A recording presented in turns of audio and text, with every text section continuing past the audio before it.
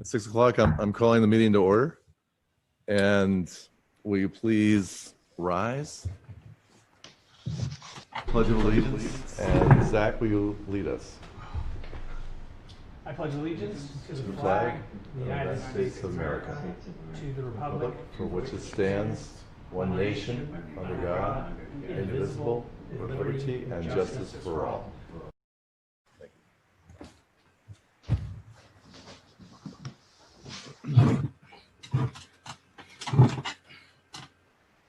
Okay. The first order of business is, well, second, is to approve the minutes. There was an August 24th, 2020 non-public meeting minutes. And it was sealed, so we're just recognizing that those meeting minutes were sealed. So we don't need to take action on that. Make a motion, we approve the non-public meeting minutes that were sealed. Actually, all we have to do is just announce it, correct? Mm-hmm. Okay, we've already disposed of those, so. All right. So let's go to the August 24th, 2020 work session meeting minutes. Make a motion, we approve the minutes as written. Second. Okay, John moved, Neil seconded. Zach, your vote. Aye.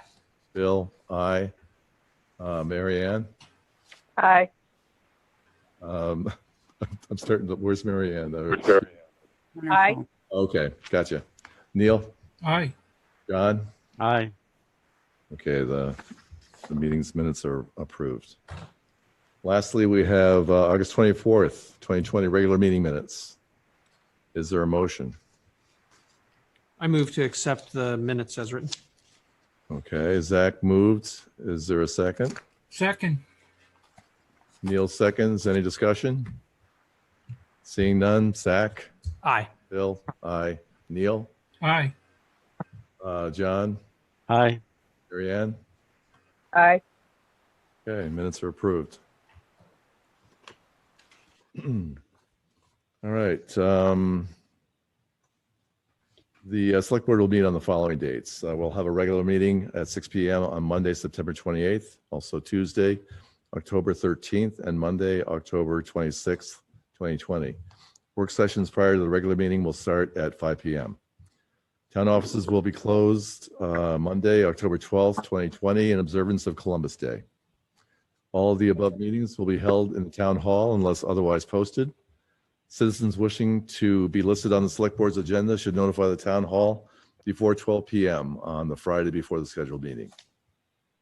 Unlocking of town offices. Although the town offices have been available for assistance through the various departments by appointment, the town offices will be unlocked Monday, Tuesday, and Wednesday beginning September 28th, 2020. The town employees are still available to the public during regular business hours. You can call to have your questions answered, to make an appointment with any office, or continue to email us at townhall@plymouth-nh.org. The Selectman's office is open Monday through Wednesday, 8 a.m. to 4:30 p.m. at 536-1731. Town Clerk's office, Monday through Wednesday, 8:30 to 4 p.m. 536-1732 is their phone. Tax Collector's office is open Tuesday through Wednesday, 8 a.m. to 2 p.m. at 536-4733. Thursday and Friday will continue to be by appointments during regular business hours. Thank you for your continued presence, patience, and support during this time. Chairman's comments. Just want to mention and praise the efforts and I guess patience and diligence of our town clerk, Josie Garona, and our moderator, Bob Clay, for a great primary election. In fact, I didn't man the polls, but when I got back after my own visibility, I ended up speaking with Bob and found out that, it was a great event. There was virtually no problems. And the AG representative who was there said it was probably one of the best run elections in a town. So I'm very pleased with what went on. And you know, Zach, if you want to fill in anything else, because you were there. Many of us were there. I did want to also call out the supervisors of the checklist. The three ladies work real hard to pull off that event. The other thing is Bob is probably going to be talking to the school about getting a little bit more space for the general election. He may need our assistance in making that request, but he was going to start with talking to Tanya Orlando first without involving us, but may need us in case. Okay. Something just to be aware of. All right. Bill, I'd like to also thank the new people that volunteered and came in. I think they did a great job for first timers, and it worked out very well. All right. Thanks. And one other comment too, just to get it up front, but I had a conversation with Martha Richards, and this is regarding, well, we're talking about keep the heat on coming down the pipe, but also Plymouth area community closet. And they have, you know, food events for, you know, people in need of food. And they're observing that not too many people are showing up. And, you know, I think just to get the word out, you know, please check the Plymouth area community closet if you're looking for, you know, food for your family, because they've got plenty, and they need to, you know, have people showing up. So anyway, just keep that in mind. We have 2 public hearings. Oh crap. Excuse me. Tonight. All right. So actually I'll defer to Marlin, if you wouldn't mind. Was Marlin still there? No. I am there still it is. here. Okay, Marlin, if you could provide an update, because we have a 6:15 hearing and we've got Sure. 7 minutes. Go for it. Sure. So thanks, everyone. Thanks, all of you, for Election Day was great. I went to the school and voted, and I have to say it was well run and very impressive. So thank you for all of that. And we did run some shuttles for our students to be able to come and vote. And we're going to do that again for the general election as well. So we have now been open for almost 4 weeks. And today, this week, we will be testing for the 3rd time the entire population of faculty, staff, and students. Last week's the second round of testing, which was for the whole body, the whole group, ended last Tuesday. All of those results are in. From those tests, we had 3 positive students, 3 students who tested positive. We have 4 current active cases within the university. And we have 25 folks that are quarantining locally. 12 of those are in our own quarantine facility. The others are quarantining, and those are folks who have been close contacts with the folks that have tested positive. So they are not positive for COVID. One of the people that has tested positive is isolating locally. The other 3 have gone home outside of the greater Plymouth region, 2 in New Hampshire, I believe, and 1 in Connecticut. To date, we have conducted 8,874 tests since the 29th of July. Even I'm a little shocked at that number. And in that entire testing time, we've had a total of 12 positives. So our infection rate is very, very low. We hope that that continues. The entire students, faculty, and staff will be tested every week on Monday, Tuesday, and Wednesday. Those results will be available on our website, typically by the end of the day on Friday. We're seeing about a 48-hour turnaround time with Quest Diagnostics. I believe that our students are working hard to follow the rules. We are still seeing some off-campus behavior that concerns us, but actually nothing more than we would in a given in any other time of the year. And in fact, Steve Temporino has said that in some cases the neighborhoods are a little quieter, as have the landlords reported that. So we're hoping that continues, and that's kind of where we are. So I'm happy to answer any questions that anybody has. Yeah, Marlin, yeah, this is very pleasing to see the levels really low. Yes.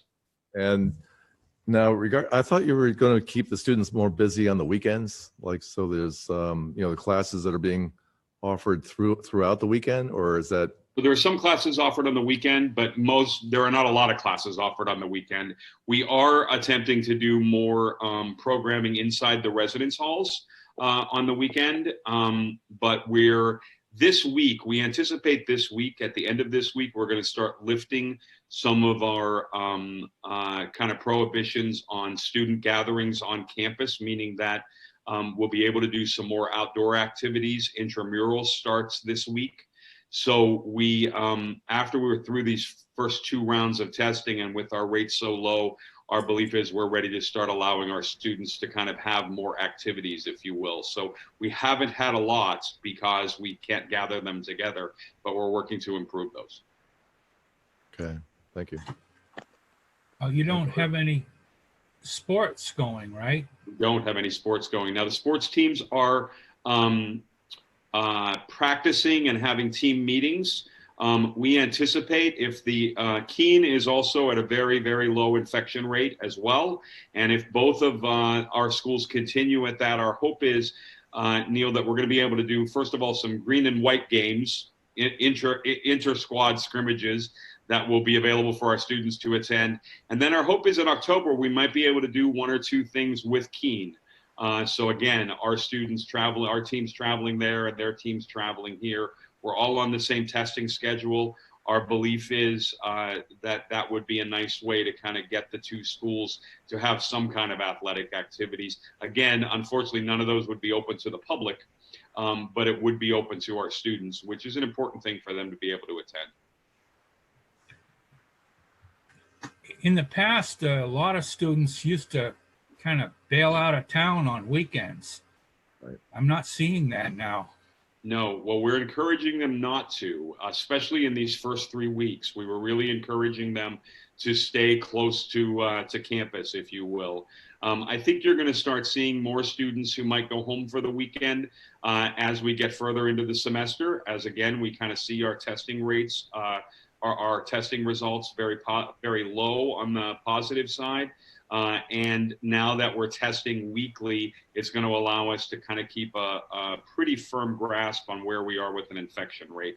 We're not prohibiting students from going home. We can't do that, but we were encouraging them to stay close by for these first full through 3 weeks of the semester.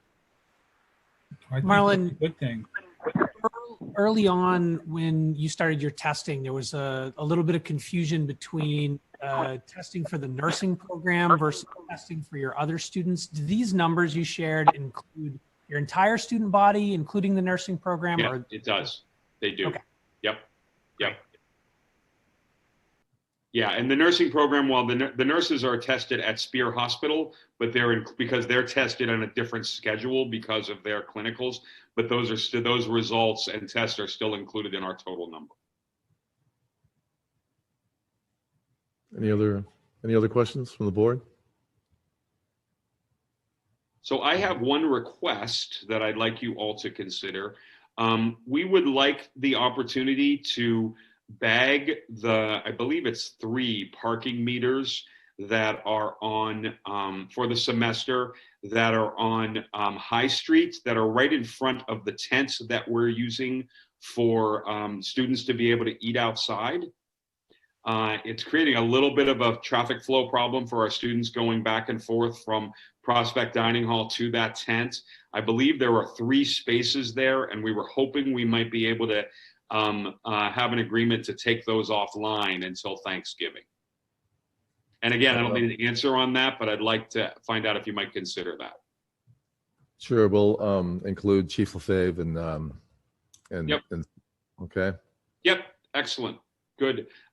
So again, I've been trying to make sure that as we're sending emails out with updated information, that includes Kathy and Bill, so, they're getting that information. I would also say that, every Friday we put up our testing dashboard, which talks about all the cumulative results.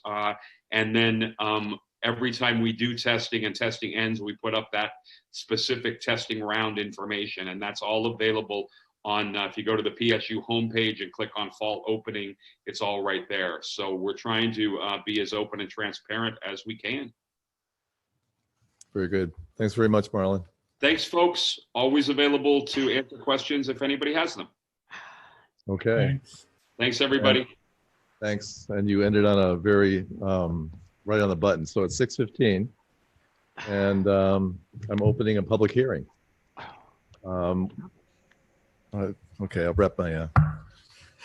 We're opening a public hearing pursuant to RSA 31:95B, which allows for the acceptance of unanticipated funds to be accepted and spent.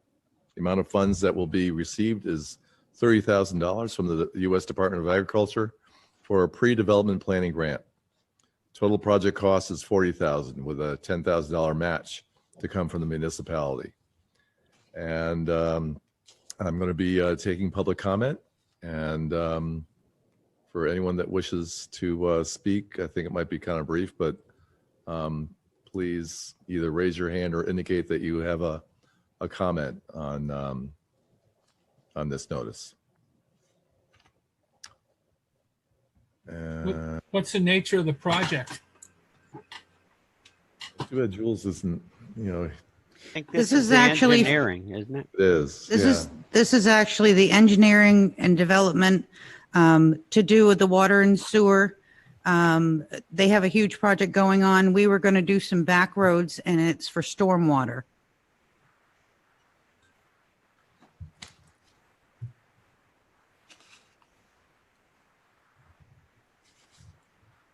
Is that the only comment? Just a clarification, Ann, and this is mostly just for the people who are listening. This is a project we were intending to do anyway, and then secured grant funding to defer some costs for the town, or this is a different? What we have is we have our stormwater that runs along with water and sewer department. So in order to disconnect our drains from the water and sewer department, we have to put in new storm drains. If we could not come up with this grant, we may not have done our project. Okay. But this grant is allowing us to do the pre-development portion of it. Gotcha. And we're using the same engineering firm that Water District is using? We are. I've seen this go before. Yeah. I think they're just doing try. Okay. Any other questions or comments? Sounds like it's essential. Yeah. Well, in my opinion, it is. Yes. All right. So, what time is it anyway? 6:18. It's 6:18. I'm closing the public hearing for this item and bringing it back to the board. And so we move to close the hearing at 6:18. And do we need a motion to accept the grant? Please. Okay. Is there a motion to accept the grant? I move So to moved. accept the grant. Oh, we had a dueling motion Neil there. have it. I'll second it. All right. Neil moves. Zach seconds. John, your vote. Aye. Neil? Aye. Marianne? Ooh, She's Marianne is indisposed. So, How about that? back. oh, okay. All right. She She said, said aye. she had, okay. Zach? Aye. Bill? Aye. Very good.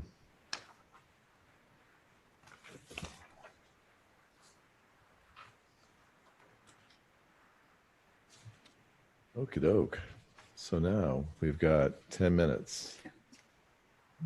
Scott? Jesse is Oh, on Jesse. via phone. I see he's on here now. Jesse, are you still with us? Yes. Scott is here if he had. Yeah. Scott, you want to do like a 10-minute deal or something? All right. Well, thanks, Jessie, for being here, but I'm deferring to Scott Weden, who is our emergency management, our new emergency manager, and you have an update. So thank you for the opportunity to serve as your emergency management director. I truly appreciate coming into this position. It's been something that my life has evolved around, is in public safety and emergency management. Since taking the role in July, I've tried to meet with as many as the key stakeholders that I could. I've spent some time with Tom and Jeremy at the fire department. I've spent some time with Steve and Alex at the police department, as well as I've met with all the area emergency management directors, just to kind of get their input, their understanding, and how they function in their roles in their respective towns. Additionally, I've met with the Plymouth Elementary School Safety Committee. I've met with Plymouth Regional High School Safety Committee in collaboration with Chief Morrison and Chief Lefebvre, and talked about their safety plans, the reopening plans that they had this year. I did have a meeting scheduled with Marlin, Katie, and Steve Temporino at the university, but in the midst of opening up and the things that they're working with and dealing with, that meeting has been rescheduled, but I do plan on meeting with them. I've met with Spear Memorial Hospital, Jack Olmsted, and talked about some of the needs and expectations they have for their certifications and their the needs that they have with regards to exercising and training. And the other thing is that when I first started, I met with Jen Hopper at the Office of Emergency Management, Mark Nash, and Paul Hatch, who's the Grafton County representative. And we've had a lot of really good discussions with regards to the mitigation plan, which is up for renewal in September of 2021. So I've had a lot of conversations with regards to how that process flows and how it will work as we come into the spring of next year, and scheduling meetings to pick the contractor that we would choose to assist us in developing the mitigation plan in the meeting schedule that will have to take place.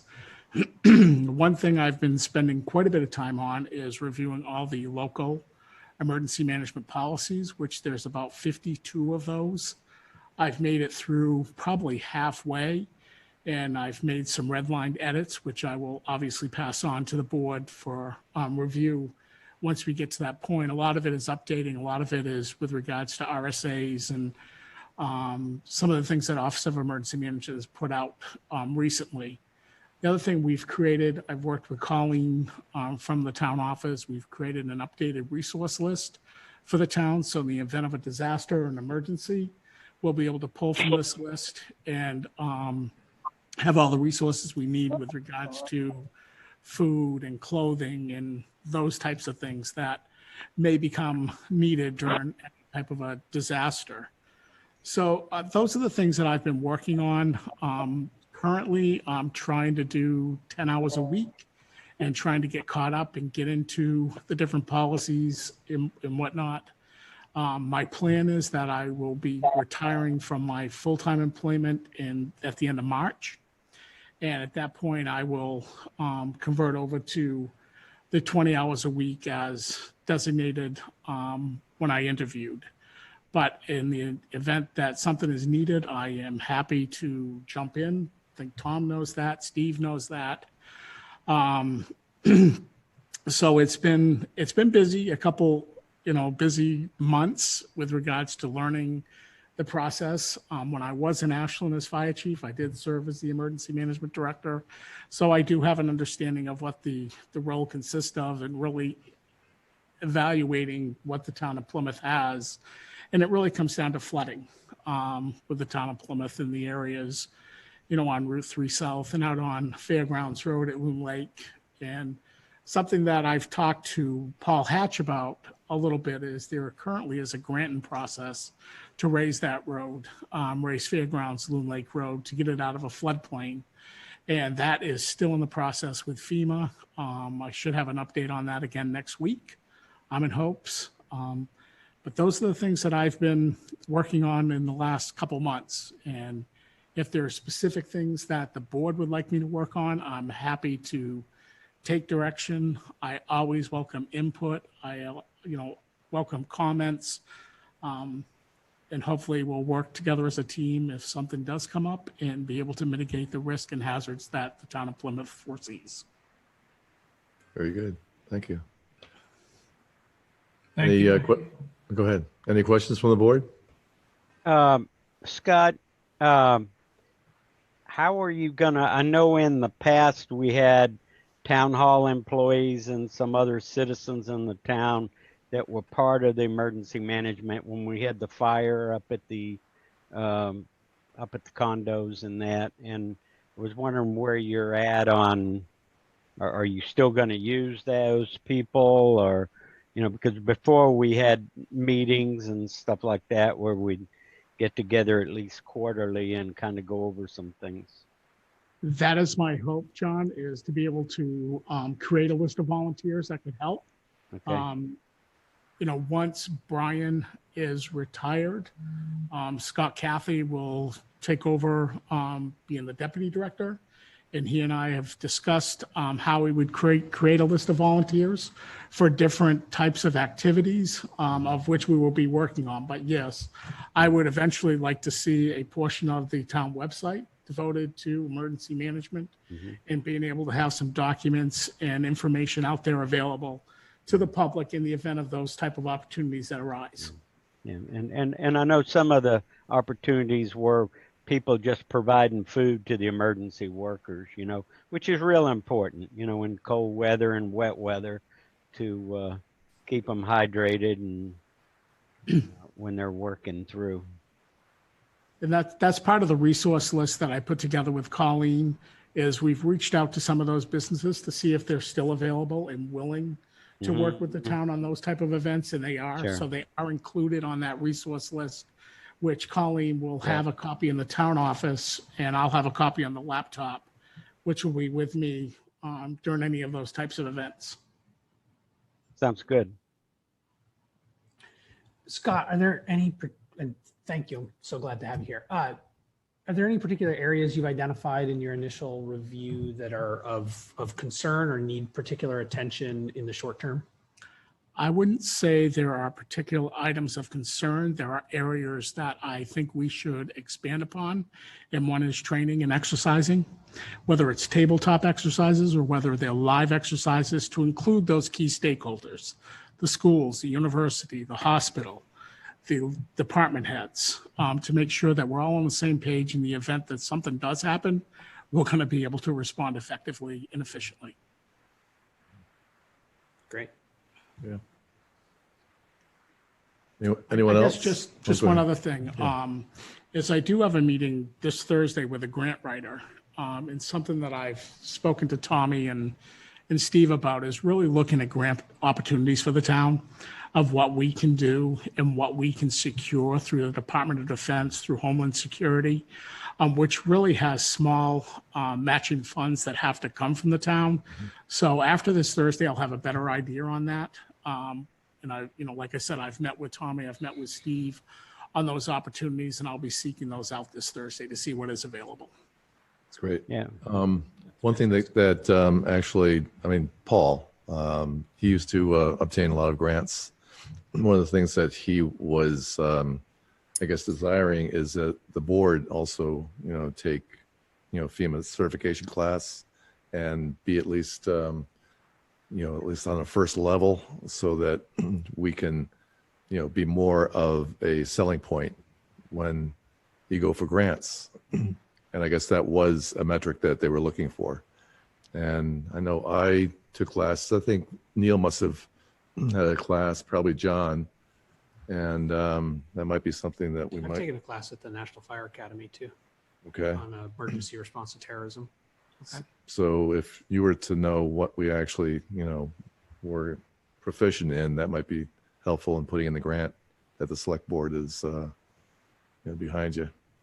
Absolutely. Anyway, anything else? This is like clockwork, but Well, thank you very much, Scott, and welcome aboard. Thank you. All right. And this segues right into, it's 6:30.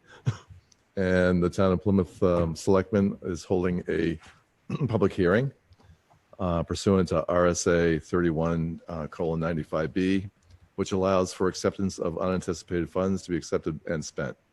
The amount of funds that will be received is $250,000 from the U.S. Department of Agriculture for fiscal year ending, well, fiscal year end 20? Is it E20? Yep. Okay, recycling and emergency equipment grant. Total project cost is $976,990 with $726,990 match to come from the municipality. And I'm opening the hearing and I am inviting comment. Please raise your hand or indicate you have a question or comment. Phil LaMoreaux. Phil? Hi. Curious if this is, I'm in support of accepting the funds. Is this to be used for items other than what we included in the bond for the recycling center last year, or is this a follow-up to the discussion that grew out of the hearing the night of the bond was discussed, where the USDA had offered funds for some of these projects? Is this going to go beyond the scope of what was included in the bond that we approved last year, or is this to replace some of those funds? And what's your... It actually is going to be replacing some of those funds. But of course, we have to spend the entire $76,000 before we are going to get that $250,000. We called it the Recycling Emergency Equipment Grant. The ambulance alone is going to be over $250,000.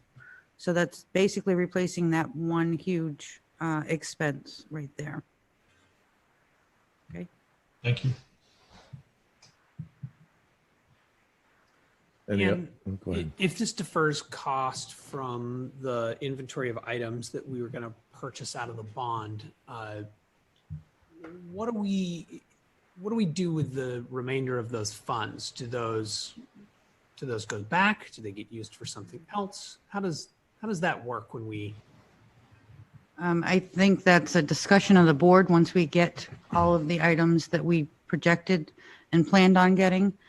What is left over, potentially the board could say, okay, we have, not to give Tommy an advantage, but we have a fire truck that needs to be purchased. We have Other infrastructure items that need to be replaced. And then the board would consider those items, but we haven't. Be discussed at a later date, though. That's We not haven't even predetermined here. began to purchase any of those because of the timing right now. So. Makes sense. Thank you. Any other comments?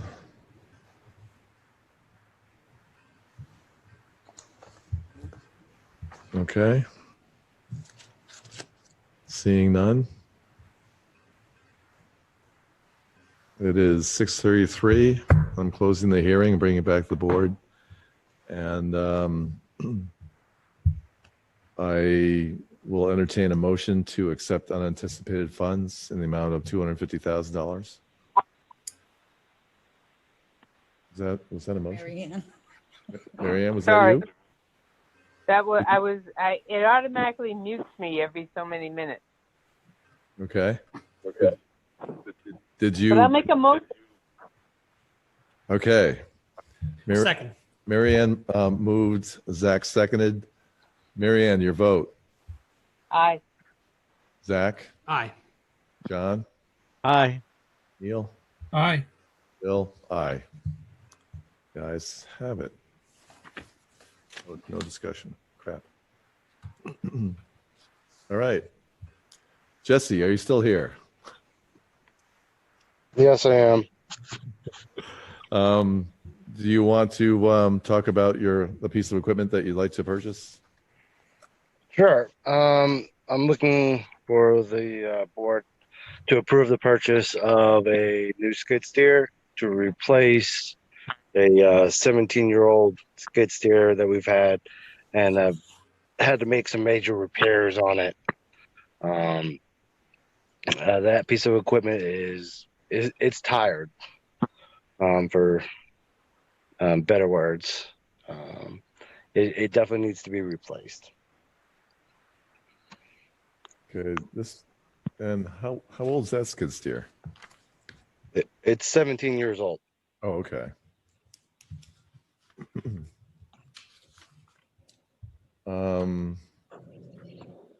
Any questions from the board?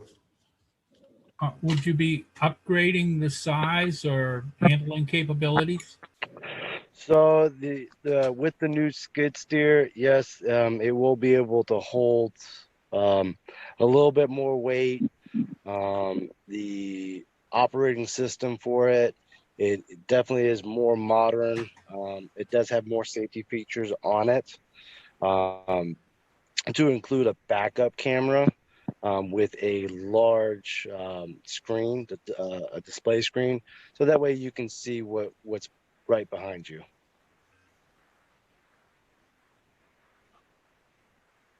Okay.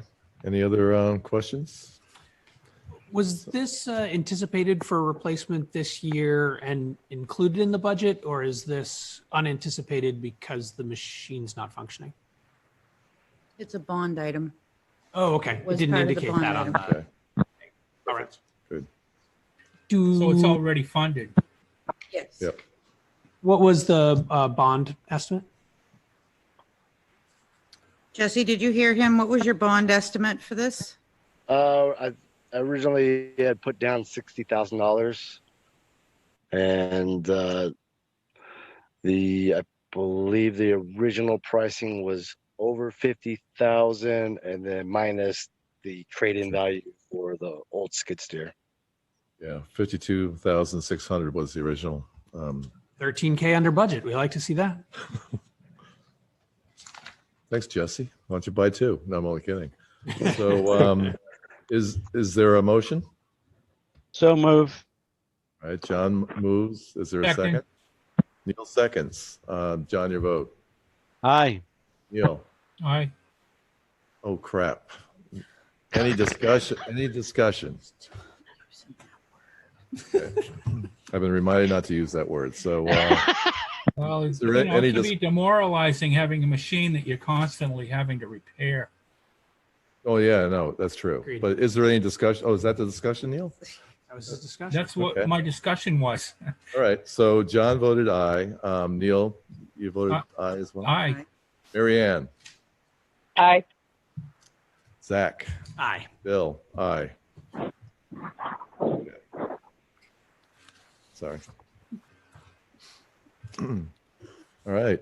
Tom Morrison, would you like to step up? Talk about your defibrillator kit. Tom, you're muted.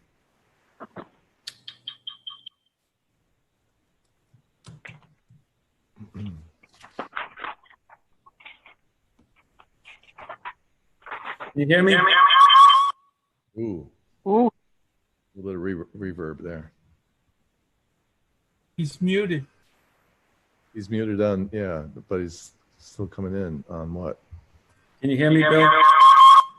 Tom, it looks like you're coming in twice. One with video, and then you have another one. Oh, phone.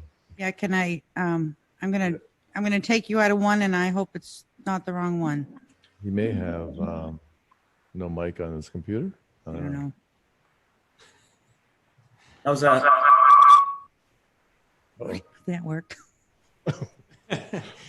Still there, Tom? Sorry. Hello. Hey. There he is. Hey, good evening.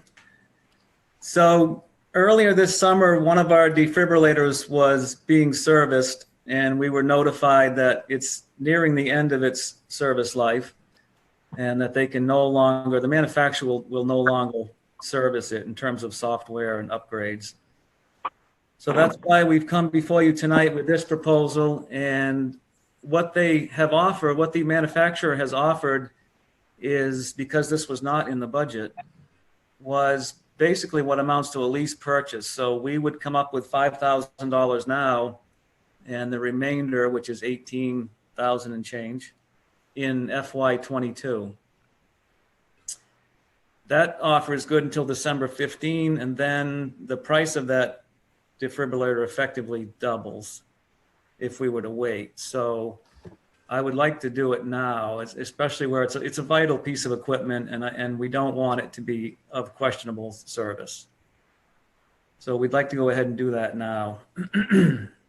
Okay. And budget the remainder in FY22. All right. So the total amount's 23,974. Yes. And the service coverage for 4 years is 4,773. That's included in that price. Yeah. Okay. Added on the 19,201. Okay. Yep, that's a 4-year service contract. Yep. Well, that's too What's bad. the Tom, life you expectancy? understand that there is a non-appropriation clause in here, right? So if by chance next year the money does not go through a town meeting, that they have to take it back? Right, similar, it's That's similar right. to a lease purchase, that's right. Right. We couldn't operate without a defibrillator, so I think we can get that passed. How Okay. long does one of these last? Oh, sorry. Neil, it depends on, I mean, we had expected 15 years, that's why it's not in the budget. But, you know, this was a frontline piece that it's used almost daily. And Wow. once we got the new ambulance, it gets put to in the back row with the second ambulance, but it didn't make 15 years. You kind of want it to work every time. Right. Yeah, How you old do. is your current unit? This one's 12 years. Hey, Ann, Tom, how do they justify doubling it? That's a price good at the end of- question.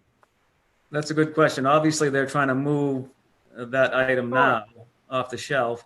And honestly, I'm sure this includes a trade. I'm sure they're going to refurb those older ones and put them back on the market. That's not something I would recommend purchasing, is a refurbished defibrillator. But I'm sure that's what they're up to. Okay. John, you had a Ann, question? Go Yes. for it.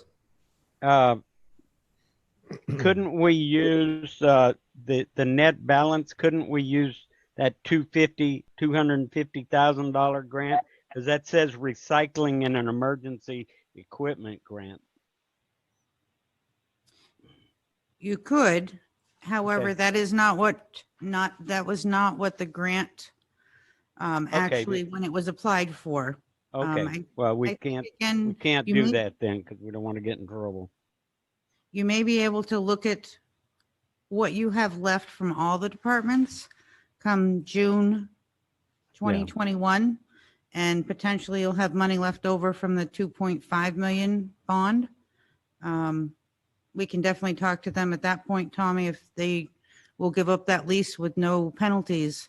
Right. There's potential that we could come up with that additional money at that point. Yeah, I'm sure Right they now we would. don't. Sure, they would take the cash early. Okay. You know, these types of purchases used to be in the CIP, and you know, previous boards had gotten away from that, so that you know they're not in the CIP anymore. So when these break down, we're on the hook.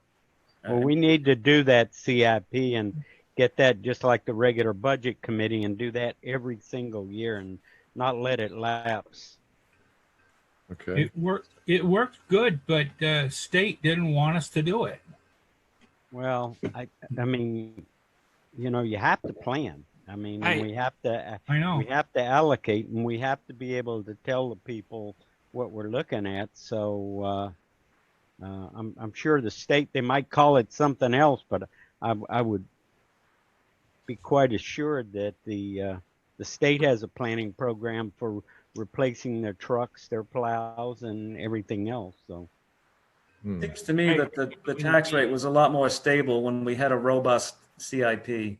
yeah, And we got away from that. And most of our stuff is fairly predictable. We know we're going to need new vehicles and equipment Exactly. such as this pretty regularly. Well, we were told that we had to get away from it by the Department of Revenue. Right.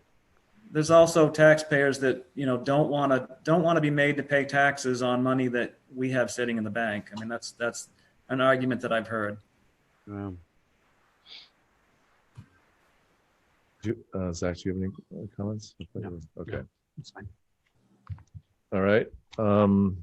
So therefore, is there a motion? I move to accept the purchase order. All right. Zach moves. Is there a second?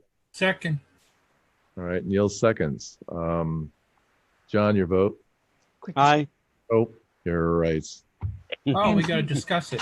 Oops. Can we make a note somewhere to check on this at the end of the budget cycle to see if I've been making a note on all the bonds. We haven't overspent on a single one so far. Everyone has been under. So it feels like the idea that we could have a balance at the end of this year, it seems high. Yeah. Yeah. We can done carry it into next year. Right. Thank you. Any other discussion? Seeing none. John, your vote. Aye. Neil? Aye. Mary Ann? Aye. Zach? Aye. Bill? Aye. Ayes have it. Thanks, Tommy. Thank you. Could I make Thanks, two Tommy. comments, Mr. Chairman, unrelated, before I go? Sure. One, I just want to say we really appreciate Scott Wheaton's abilities, and it's great the cooperation that we're getting from him. When we need something, he's been immediately available, and we appreciate that. It's going to be a great relationship. And second, we also appreciate the cooperation that we're getting now from the university, as you heard from Marlin now, in terms of COVID positives. I've talked to quite a few of my counterparts around the state in communities that have universities and colleges, and that they're not enjoying the same level of cooperation. So we appreciate that. All right. Thank you.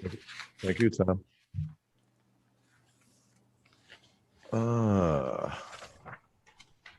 I shall go to new and other business. I don't see Kevin Lincoln on here. Right. There's an email in your package from him. I'm here. Oh, I'm here, Ann. Okay. All right. So the item is Kevin Lincoln in donation of 2 flags to be displayed from the gazebo on the common for a 10-day period covering the respective National Memorial Day observance. Yeah, I'd just like to thank you guys for your time tonight.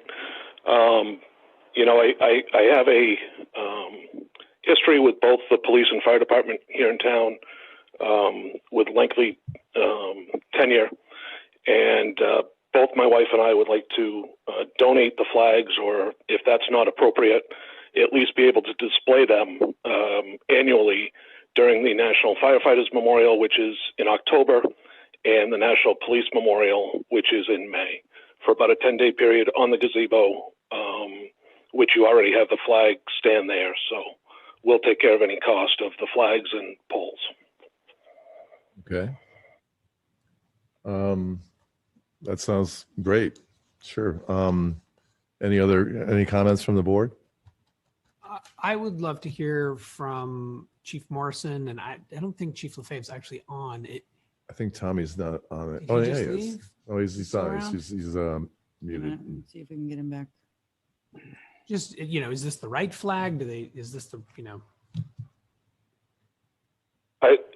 Just so you know, Zach, they're a black flag with a red line in it and a black flag with a blue line in it. Sure, yeah. So it's not the American flag with a blue line in it. It's not an American flag with a red line in it. It's a black flag with a blue line in it and a black flag with a red line for the firefighters. Okay. Are those the flags that are generally accepted by fire and police services for memorial? Correct. Great. That was my primary question. That I believe it is. Very good. Well, Kevin, thank you and your wife for donating these flags, and we'll be flying them in honor. Thank you. Do we need a motion to fly those? You don't really need a consensus of the board is fine. Yeah, That's what we did. Yeah, well, Previously, it was a consensus of the board. Yeah. The other 3 are okay. We have what? The other 3 are okay. I didn't hear any comments or anything. I'm okay with it. Sounds great. I'm okay too. Okay. Fine with me. All right. Sounds great. Fine with me Thank as you, well. Kevin. Thank you all. Thanks. We'll see you. Now, Phil LaMoreaux and Steve Whitman, representative members of the planning board, to discuss proposed changes to the Plymouth zoning map. Proposed changes will be the subject of an upcoming public hearing, and if passed, will appear on the 2021 ballot. Steve and Phil. Thank you for your time tonight. We'll try to keep this brief. Part of our goal tonight is to start the public awareness campaign for the zoning changes that we've proposed. The planning board has voted to approve the change. I think Steve's going to go over the details. Part of our, as I said, part of our goal is working to update some of the zones that were recommended to look at in the master plan. And part of the other goal of tonight is to kind of address the common fears that come up when we discuss changes in zoning, and the fact that oftentimes people with property in zones where zones change are misinterpret the intent or the effect of the changes in the zoning. And so part of our goal is to get the information out in front of the public in general and let them know that, any existing uses, regardless of what zone you're in, any existing uses are generally permitted to occur as long as those uses don't change. So the fact of changing zoning really has very little effect on existing properties in town and really guides future development. So with that, I think I'm going to let Steve kind of get into the meat of why we're doing this and what the changes are. And we'll both be here to answer questions if anybody has them. So, Steve, go for it. All right. Thank you, Phil. And you're going to help me if I forget anything. Right. So we'll keep it pretty short. We're going to be having a public information session, work session on the draft zoning proposal at both the October 1st planning board meeting and then the November meeting, which is, do you have that date, Phil? It should be the 5th. First Thursday in November. Yeah, 5th of November. So both of those planning board meetings, October 1st and November 5th, we're encouraging people to watch from home, to connect to Zoom and ask questions. And so I'll give you a little teaser that maybe will get people to show up and give us input. This all started, as Bill Bolton will remember from working on the master plan, this all started back during the master plan process. So we're back to 2015, 2016. The master plan was adopted in 2018 by the planning board and is on the town's website. And at that time, we found inconsistencies with survey data from townspeople and a review of the development pattern in town versus the zoning. And zoning is a little overwhelming for most people. It's been a bear for the planning board to kind of wrestle with. And initially we started looking at all the districts and were pretty quickly overwhelmed with the possibility of looking at all the districts and determining whether or not they needed to be tweaked. So we decided to focus on 3. And the reason for picking those 3 is we noticed that the state routes in town, so Tenny Mountain Highway, Route 3, Route 3A, there was a different expectation, a different level of development happening there and anticipated to happen there into the future. And then the agricultural zone, which is the bulk of the town, the largest land area zoning. The agricultural zone is also where we see a lot of the Market Basket and the hotel.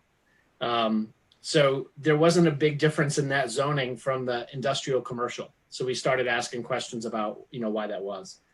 So we ended up coming up with 3 districts. The industrial commercial district, which is most of what you see on Tenny Mountain Highway, we kept as is, but incorporated Riverside Landing. So it's no longer in the ag district, and actually incorporated all the way down to Dunkin' Donuts and the mobile and the mini mall and the car wash. Just from a housekeeping perspective, to focus that as a primary area for economic development outside of downtown.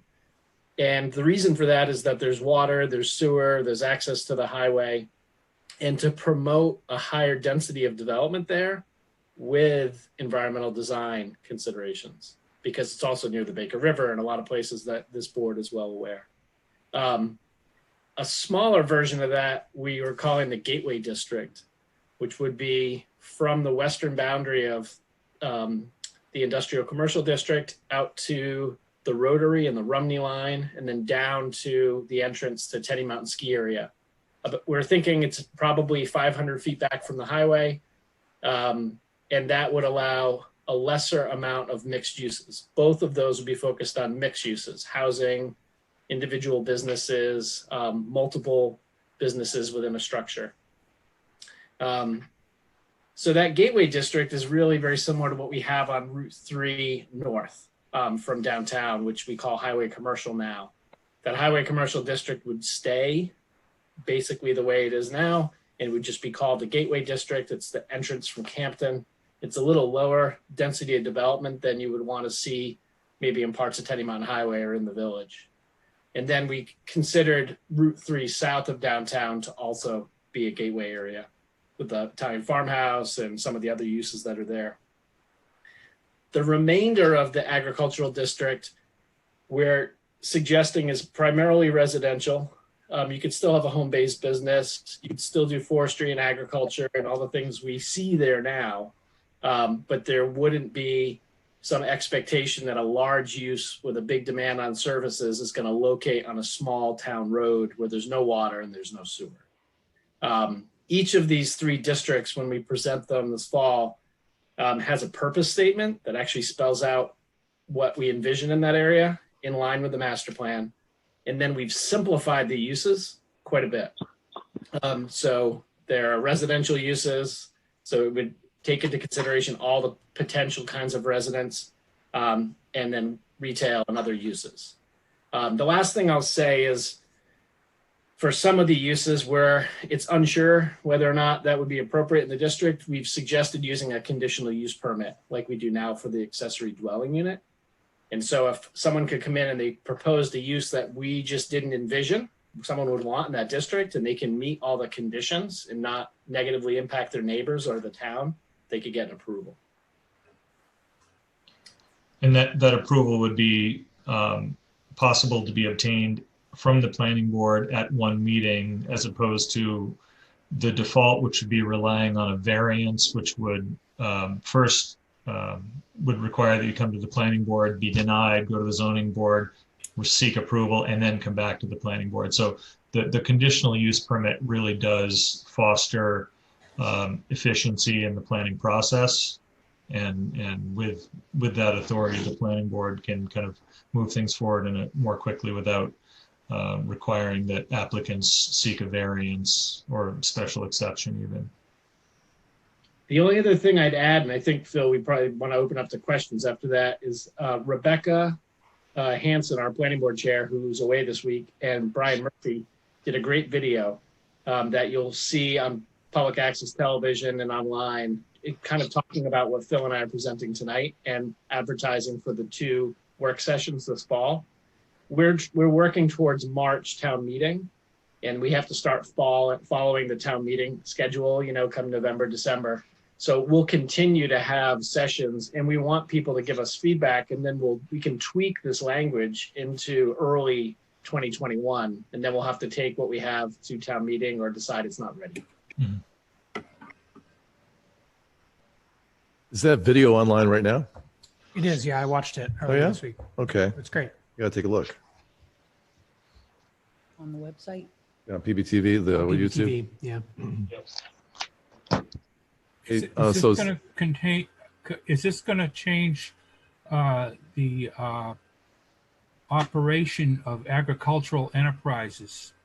No.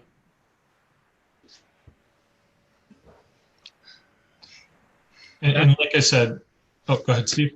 No, I was just going to say, Neil, we felt that forestry and agriculture were kind of givens, that we would want to see them wherever they were appropriate in any of the districts. And so we actually have stated it, that they're permitted through all these districts.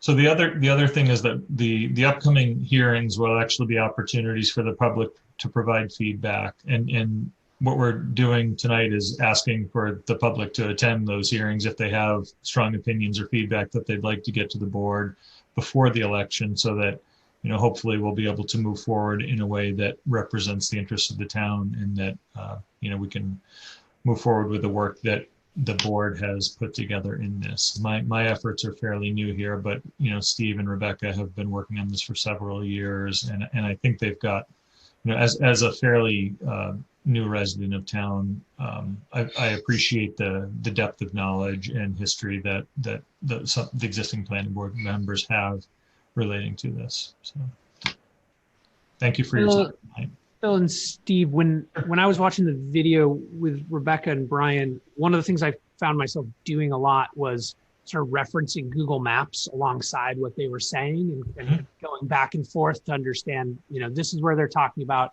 I'm not sure that I actually think that probably that's fairly common for people in town not to have the entire map memorized and have to reference that. Or as part of the hearings, are you going to have some visuals with some overlays, something that makes that a little bit more tangible for folks? Absolutely. Yes, I actually have one handy in case it came up tonight, Zach. That's very much a draft that Rebecca did for us, showing the 3 districts laid over the other districts. You can turn them on and off. But Juliet and Brian have been making a cleaner version for us to use. Oh, I would love to see that. That would be really helpful.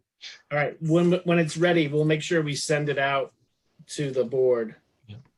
So just for reference as well, if anybody is looking for the current zoning, it's pretty easy to go into the town's tax assessment database, and there's a layer you can turn on that includes the current zoning if anyone needs to find that as a reference. Okay, I've always gone into the master plan doc because it's in there as well. But if you go to the accessgis.org/PlymouthNH, you'll get right into our tax maps, and then over on the left side there's a dialog box where you can turn on the zoning layer.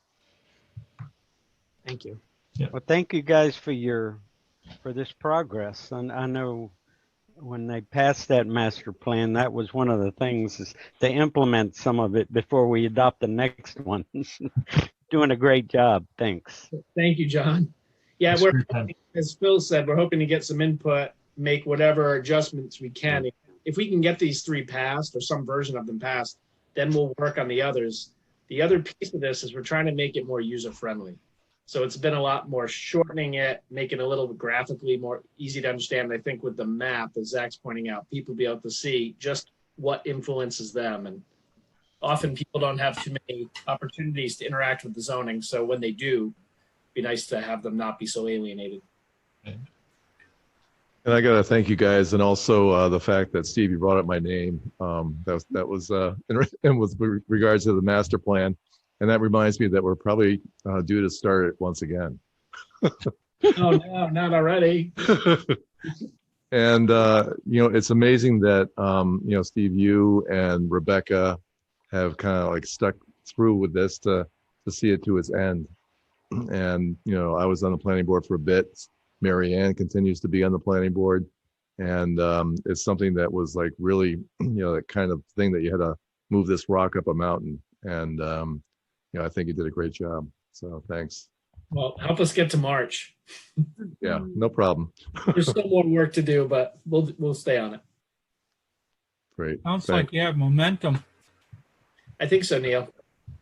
Yeah, and probably at least one every other month between now and March is we need to get you guys on and get the information out so that people have it fresh in their mind. Take a look at that video.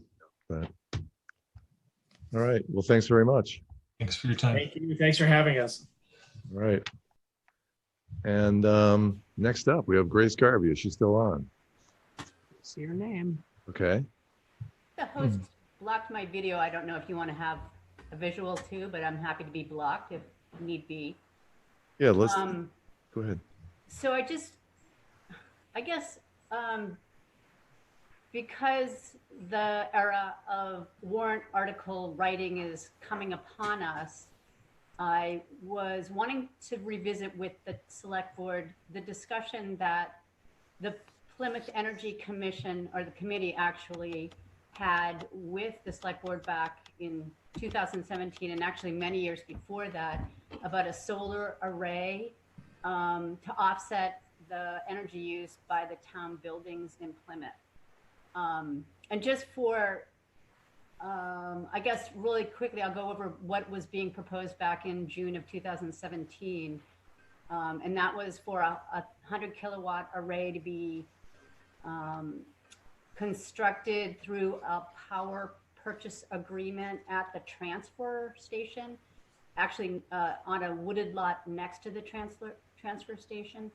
And that power would be grid fed through, actually used by the transfer station, and then the rest of the power that wasn't used or was not used by the transfer station would be fed onto the grid and used for group net metering for the other buildings.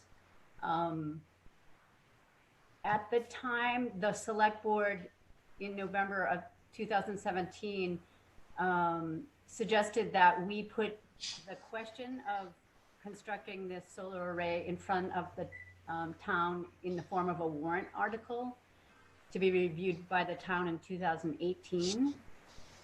And what the Plymouth Energy Committee actually decided to do was to recommend that the select board sign a 5-year contract with Constellation Energy for 100% renewable energy. And that contract was signed in November. So the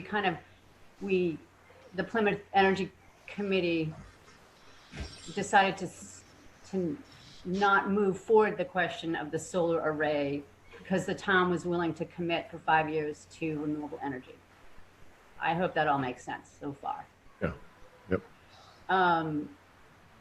Because, again, we're kind of in warrant article writing season, and because the Constellation contract is going to be up in 2 years, I, as a citizen and a former PEC member, wanted to bring this in front of the board and say, shall we relight the fire under this proposal and relook at it and put it back in front of the town? And that would be the first question. And then the second question would be, what kind of hoops might we have to jump through in order to get that moved forward? So I'm just kind of throwing it out there.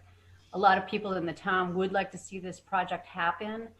And some of the resolutions that the select board has made specifically around there being a climate emergency. I think it's a perfect time to at least start talking about our own sustainability with energy, with a cleaner source of energy for our town buildings. So I will be quiet for a minute and see if there are questions or thoughts. Grace, are there any changes? I think one of the things they were looking at was after 5 years, it was like a $200,000 buyout of the equipment, and has any of that changed? John, we would have to revisit the whole proposition because cost has changed and the players have changed. Yep. So I can't even answer that question. And I don't even think I want to try and work towards trying to get it answered if we don't have some support from the board. Well, I think at the time when we were talking about it, there was some support. It was just the cost of the buyout after 5 years and making that viable and the equipment and that. So, I mean, I think we always want to look at it. I mean, I think we, if there's something we can do to save money and be more friendly to the earth and to our resources, we need to look at it. And I'm just wondering if there was any changes. And like I say, you'd have to get back with the players and see what everything is and represent it. So exactly, and I guess that raises a question: if the board thinks it's a worthy project, and right now the Plymouth Energy Commission is not active. We can't seem to find enough members to keep a quorum. And we've been inactive since the spring of 2018. So this would have to be an effort that's taken up either by some local, residents, or maybe the planning board or the zoning board. I'm not really sure. Or maybe Grace Garvey. Or maybe Grace Garvey. Hopefully with some help. Wasn't there a climate action group that was a little bit more active? Yeah. Perhaps they would be interested in That's a good point. investigating this? Yes. Yeah. So that's the Plymouth Plymouth Climate Emergency Coalition. So yes. It was like Doug McLean. But they're not just Dick Plymouth Gage, residents. Or actually, I think is it Plymouth or Pemmy? I don't remember, to tell you the truth. I think it's Plymouth. So yeah, no, there would be, I think there would be manpower, woman power, people power. I just want to make sure the board says, hey, that sounds like a great idea. Let's revisit it. And I guess the next question would be, do we have to go back to RFQ, RFP, or have we already jumped through that hoop? Or maybe Ann can help with that. I'm not really sure. I think before we go probably too far. In fact, I talked with Ann earlier today because I was wondering about the Constellation contract and when that might be renewed, and also it's the 100 kilowatt net metering thing that's kind of an issue too, and the legislature's trying to increase that, which would be probably better off to wait for. It might even be an override of a veto that's coming down the pike, but. So there's the variable that of how much we're actually paying is probably a lot less than if we were to have gone with solar, because, and I think it was a 7-year buyout. After the RECs were paid for, we could buy it out for 150 or 200,000, and then if we didn't do that, our rates would increase slightly every year until 20 years. Then we own the equipment. And then there's probably like another 10 or 15 years of good use out of the thing that we get for free. So the PPA sounded very attractive initially. There may be something completely different now that might be more attractive to the town. Like, actually, I'm not just, grants on a purchase or whatever. It'd be definitely worth hitting up a couple of, the companies in our neighborhood to see what our options might be, and then choose. Our neighbors here to the east just built an array too. There may be some learnings we could get just by talking to them. So I wasn't certain if is that a town array or is that a Holden school? I think it's array? Holden in a school. Yeah. But, I mean, there may be different municipal grants that we would be available that they aren't, but. Because Holderness, the municipality was trying for years, I guess, to go forward with a municipal it was in the array. paper this week, but I didn't read the details. But we can get a feeling of the board. But I think even with a feeling of the board, you'd still have to do some research to find out how best to do this. That would actually hopefully make economic sense. But most definitely, climate change effects would be a plus and might offset some of the slight increase that we might get. But anybody else from the board have anything to say on it? Or I would like to encourage Grace to give her support in organizing a group to do some more research and try to get some momentum going on this subject. Grace, do you feel up to Yeah, that? it seems like a worthwhile endeavor for sure. At least to start the research or bring it back resurrected again. I definitely feel up for it. I think there's a lot of people on this call tonight who worked hard to try and get this in front of the board. And there's a lot of people I think out there watching too who would help out and who would consider Plymouth a champion if we at least move the conversation forward to look at the feasibility. And so I will get a group together. And I'm sorry, Phil, you had your hand up and we kind of ignored you. So Oh, that's fine. I know that the question was raised for the board, and I'm a member of the public. I was wondering if the board would consider supporting input from the public on Grace's request.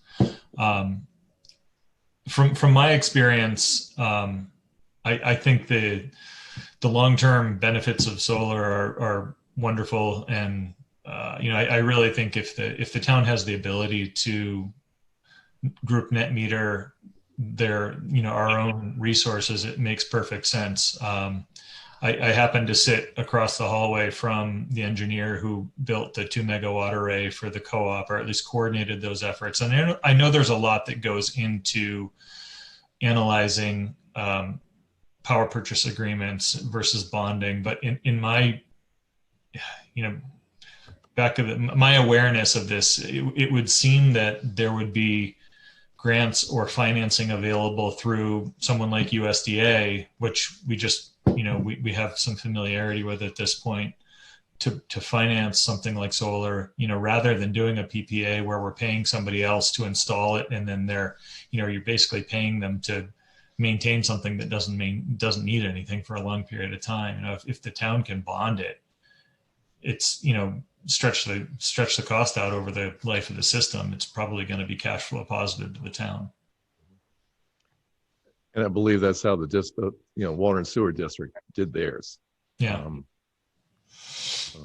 Right. I don't think there's any reason why I can't reach out to Pere also. And John, I did look, as you were speaking, I brought up some of the numbers from 2017, and it was a 7-year buyout, and it ranged between 131,000 and 140. Okay, I didn't remember what the Okay. I didn't remember what the figures were, but I knew it was 5 to 7. So, but yeah, get with Doug and some of the others and see if we can combine something. But I think we always need to be looking, and all the citizens need to be aware. I mean, if you got an idea, get a group of people together and present it.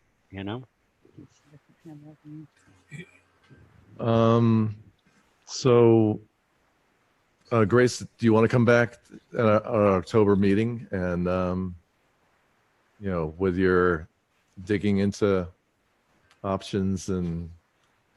Sure. I know Steve Whitman had his hand up. Oh, well, it wasn't the official blue hand that, so I kind of ignored it. Yes, Your Steve. head was down, Bill. I just wanted to, as Phil did, kind of just throw in some additional support, having worked on earlier versions of this, and the timing wasn't right. And I'd be happy to help behind the scenes a little bit. Plymouth State's putting up a second, even bigger solar array on the field house because it's the cheapest energy they buy. So, and Holderness School's doing it because it makes sense. A lot of other municipalities have had success. So I think we can learn from some of those and see maybe there are some new options, as everyone here seems to be interested in seeing what the options are. And if there's not a workable option right now, then we take another year. Sounds good. I'd like to see it get started. Yeah, and I think there was some reservation about utilizing the property behind the recycling center, but I think that's a great spot. Sure it is. So, yeah. yeah. Not being And used right now. And there was a question about, the airport, and even though that was kind of like designated as the site, and that's fine. If we can't do it there, then let's utilize space that we own that is of no other use. So, yep. So anyway, thanks for bringing this back to our attention, Grace, and we wish us luck. I'll get Thank a you. group together and we'll come back in October and give you an update. Thank you. Right. Great. Thanks a lot. Thanks, Grace. My cat says it's time.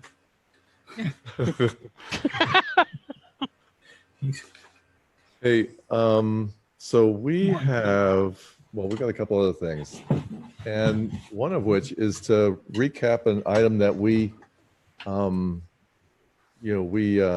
went over in our work session, which is the selection of our next planning and development director. And I think the board decided upon a path that is pretty prudent, and we're going to be looking at advertising. Well, we actually approved the position description and the advertisement that we're going to be releasing. And it's a very inclusive job description to also acknowledge basic skills that are required, such as a bachelor's degree in planning or related field, minimum of 5 years experience in community planning preferred, with a possession of the required knowledge, skills, and the KSAs to perform the essential duties, to include economic development.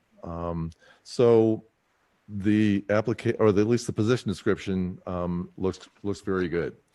And what we're going to be doing is asking LRPC, Lakes Region Planning Commission, to advertise it in their, well, actually, the chair of LRPC, or the director, Jeff Hayes, will actually be reviewing, advertising it in several different agencies or whatever that actually are memberships for planners. And if you're looking for a job and you're a town planner, you're looking in those areas. So he will advertise it or place our advertisement there. We're also advertised in not Lake Street, New Hampshire Municipal Association, and our usual advertisers. And then Jeff will be reviewing the applications to make sure that, they pass certain metrics in, along with the position description. And at that point, he'll hand it over, with his comments and grading to the town. And we will have an assessment committee. What's the Advisory committee? Advisory committee. And we're going to invite representatives from the town planning board, also the zoning board, and a couple of townspeople as well. And they will work with the board to assess the applicants. And then the board with the town manager will make the job offer. So we have a very inclusive process, and we're targeting mid-October to have this process complete. So just wanted to give you an FYI that, we're, addressing this position with as much scrutiny and attention that we intended. And any questions or? Well, thank you very much. Thank you. So, We got two. That listing will go out tomorrow-ish and be open for a couple of weeks. For the 15th. Yep. Yep. And Hand up here, Bill. who had their hand up? Oh, okay, Grace. I'm sorry. Grace? Yeah, I just want you to know that I think a lot of the townspeople will really applaud that you are engaging in this kind of a process for the planner, because a bunch of folks locally have had a conversation in the last month or so about really wanting a fair process that results in the best candidates for the planner position, because we think this is an awesome time to have a really a perfect person in place to help move the town forward. I just want to applaud the select board for being willing to set this process in place. Great. Thanks, Grace. Neil also had his hand up at one point. Neil first. Neil, Oh, you no, had go to Katharina. Okay, Katharina. Okay, thank you. I want to say the same thing that Grace did. I really commend you for having this kind of an open process. I think it's a real community builder. And the other thing I would just want to encourage you to do is a similar thing that Rebecca did and Brian, as far as recording, getting this maybe on social media. You guys are doing, shouldn't say guys, men and women are doing awesome work. on the select board in the town office. And it's much of the time it's a secret. I worked at the polls and I couldn't believe everything that I learned when I was working last Tuesday. I didn't know anything about Scott Weden, went to the website afterwards and couldn't even find a link that said emergency management. So I would encourage you to keep up this good work and to let people know about the good work that you're doing.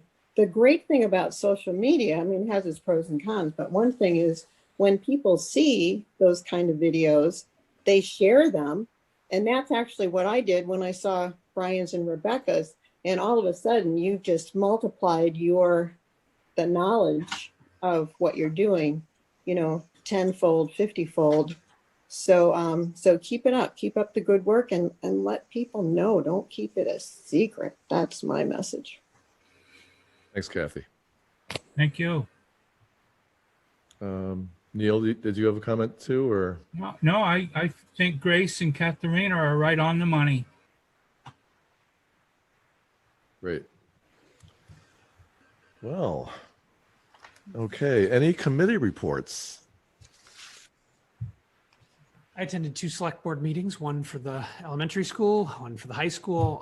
Most of those meetings were focused around reopening, which for anybody who didn't know, they reopened in person, students, in masks, social distancing, all these procedures. And so far things are going really well. Students seem excited to be back in person and seeing each other and interacting. And both principals indicated that students were being very respectful of the rules and sort of compliant with all the new regulations and rules that were in place. They seemed really committed to being back. Questionable whether or not that'll hold out for the whole year or however long this is, but early signs are really good. One of the interesting things from the elementary school was they have set up a bunch of outdoor classrooms. So if anybody's been over towards the school, they had some tree logs donated, which they covered with plastic, and they set up this whole series of outdoor classrooms around the facility to, allow people to distance, give them slightly more interesting settings for their classes, and that seems to be going well as well. Pretty neat stuff over there. I think the new principal has a lot of energy, and she seems to be doing a great job out of the gates here. Mm-hmm. Great. Thanks, Zach. Any others? Neil?